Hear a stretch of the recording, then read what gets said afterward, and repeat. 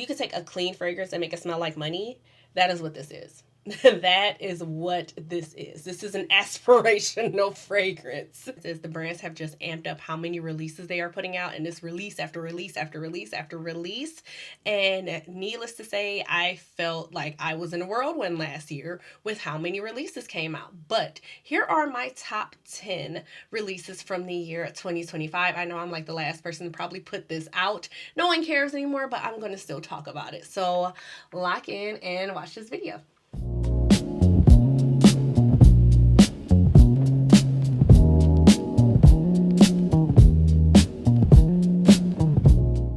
I'm Britt, and welcome back to my channel. And I know I'm probably like the last person to put this type of content out, but I wanted to talk to you guys about my favorite top 10 releases from the year of 2025. The first one I'm going to talk about is one that was released a little bit later on in the year, maybe like I want to say it came out like in the fall or sometime around then, maybe like September, October, maybe even later. But that is a Swiss Arabian's Vanilla 01. This is a beautiful Fovrmood. It's Vanilla 01. But there's some floral going on in here. Vanilla 01 is quite the affordable fragrance. I think this cost about $70, give or take a couple dollars for tax. But it is a floral gourmand, a little musky as well. And to me, honestly, it has a little bit of a kind of like a clean aspect to it, if that makes sense. Not like a clean fragrance, but some of the qualities you pick up in clean fragrances, I definitely experienced with this. It has notes of pink pepper, orange flower, coconut. There is a jasmine, cappuccino, caramel, tuberose. So it has some beautiful white florals in it. And then there's also vanilla bourbon, tonka bean, sandalwood, and musk. So we have more of a clean, freshy, slightly fruity fragrance. And that is going to be Detour by NOYZ. So NOYZ is one of those brands that really came on my radar, or kind of really exploded onto the scene. I want to say like 2024. They just kind of came out the door swinging with multiple fragrances, or maybe that was early 2025. It's kind of, so many perfumes have come out, it's so hard to keep track of them. It is supposed to be inspired or kind of give you the feeling or put you in the mode of just kind of going with the flow, going where the wind takes you, take the scenic route, going on the less beaten path. Is that how you say it? Is that how you say it? This has notes of mandarin. There's also apple blossom, jasmine, gardenia, so quite floral. There's skin musk, Indian papyrus, as well as vanilla. So not too fruity, but to me it smells quite fruity. But anywho, this is still a beautiful floral scent. To me, it takes a little bit more of a clean turn. And again, either I just did not used to smell very great, clean fragrances in the past, or my nose has changed. Because I have a greater appreciation of clean fragrances now, and I don't really know where that came from. I'm really shocked by that. This was a fragrance that I really did not have on my radar. I did not know it existed. I just happened to be in the perfume store, the niche perfume store in my city that I like to go to, and I came across it just smelling fragrances in the store, and that is Tonka Latte by Dusita. It's one of those cozy, warm gourmands. It's not overly sweet, but it is perfectly named. Tonka Latte. It makes you think of it makes you think of a hot latte in this cold weather that we're having. It's not cloying. It's not a super strong scent. Very soft, but you're still going to have people that smell you. I still get compliments with this. Beautiful, beautiful scent. Next, we have a scent from one of my favorite brands, and that is House of Iyrah's Ave Maria. This scent, this fruity floral scent, is ethereal. It is beautiful. It's whimsical. It makes me think of like a fairy tale. Like, that is what it makes me think of. It makes me think of a fairy tale princess. This is absolutely gorgeous. This is for the fruity floral lovers. So this has notes of gorgeous, dewy, creamy gardenia. I found out that I really enjoy gardenia as a note. I'm not a very I am not very I am not a very straightforward floral fragrance. Oh my god, why could I not get that out? But gardenia just does something for me. I absolutely love gardenia as a note. There's cashmere, jasmine, raindrops, African neroli, sweet pear, oak wood, wine, and Napa leather. Now, I don't get much of the leather in this at all. Like I said, I get more of the fruity notes as well as the florals. And then there is this aquatic aspect to it a little bit. It's very refreshing, uplifting. This is the perfect scent for spring and summer. It is almost like if you took and bottled up springtime in a fairy tale. That is what this fragrance makes me think of. Getting to my top 5, or at least my top 5 or top 6?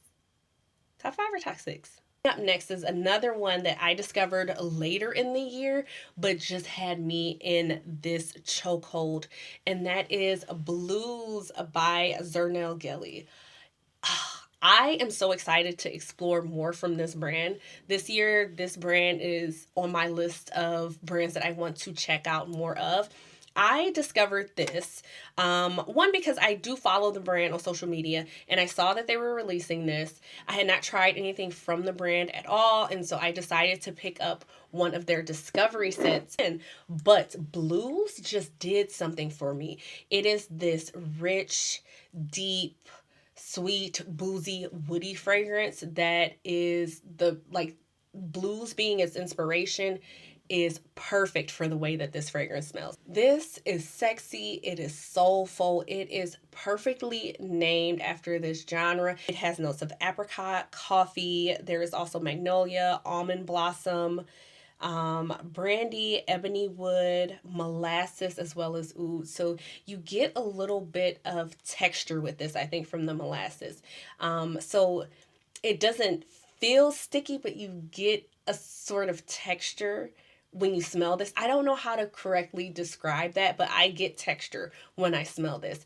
And it smells and feels sticky and sweet and intense and inviting and rich. I just love this scent so much. Oh my goodness. Now, this is not one that I typically would wear to work because it is a little more intense. It does have a little more kick, a little more oomph to it. But my God, a night out, this is beautiful. Coming in at number 5, I have Tulip Junglescape by Simone Andreoli. This Simone Andreoli, actually, I didn't realize they had as many scents, as many fragrances as they do. But this is one of the ones that was released last year. I'm not sure exactly how many other were released, but I want to say this came out in the spring, and this is the perfect tropical fruity fragrance with woody notes that's a little more green. It has a little more depth to it. So if you're looking for something that's more, if you're looking for a tropical fragrance that has a little kick to it, has a little oomph about it, this might be the one for you. This has lime in it. I tend to not really care for lime as a note, but it is beautifully blended. There are notes of lime, sea salt, mint. Mint is another note that I just, when I see it, typically it makes me completely run away from a fragrance, but in this, it is beautiful. It is so beautiful. It does not take that medicinal turn that I get with mint sometimes. I'm talking to you, hibiscus mahajada, I'm talking to you. But this also has exotic fruits, tiara flower, ylang ylang, green tea. And then there's also precious woods. I think if you like Leisure in Paradise from this brand, I think you'll enjoy this as well. I was a little hesitant at first, so I bought a sample alongside the full-size bottle in case I had to send this back, but I'm so glad I picked this up. Next, we have a fragrance that I like to describe as essentially like a tea party in a bottle, and that is High Tea from Brown Girl Jane. I think this is so cute, so fun, fluffy. It is like a girly girl scent. This is the scent that you wear on a brunch date out with your girlfriends. This is, I think, cute for a first date scent. It doesn't smell like straight up tea. So the name is kind of, I don't want to say the name's misleading, but it kind of tricks you. It kind of tricks you because there is a tea quality to it. But overall, I get more of a sweet floral. I do wish the tea note showed up a little bit longer in this fragrance, but to me, it's a little more sweet floral notes of French Madeleine, pink chai, there's macaron, there's also sandalwood, amber, biscotti, orange flower water, freesia, and whipped milk. So if you're looking for a tea forward fragrance, this is not it. This is not it, but it's still a good scent. And I was immediately captivated by this. This is more like a tea party. Keeping that in mind, keeping in mind with the notes that are in this fragrance, I think it does match the name. But if you're going into it, or you are like how I was and thought maybe it was going to be a little more tea forward, it's not, but it's still such a beautiful, beautiful scent. A scent that I just knew I was going to have to cuss myself out later about, because I just knew deep in my heart that this was not going to work for me and I was going to be very upset. But I was wrong. I was so wrong. And that is Printemp Blanc by Mataha. Now, this, looking at the notes, this is not my type of fragrance. When I first saw this was not my type of fragrance, but I said, hey, you know what?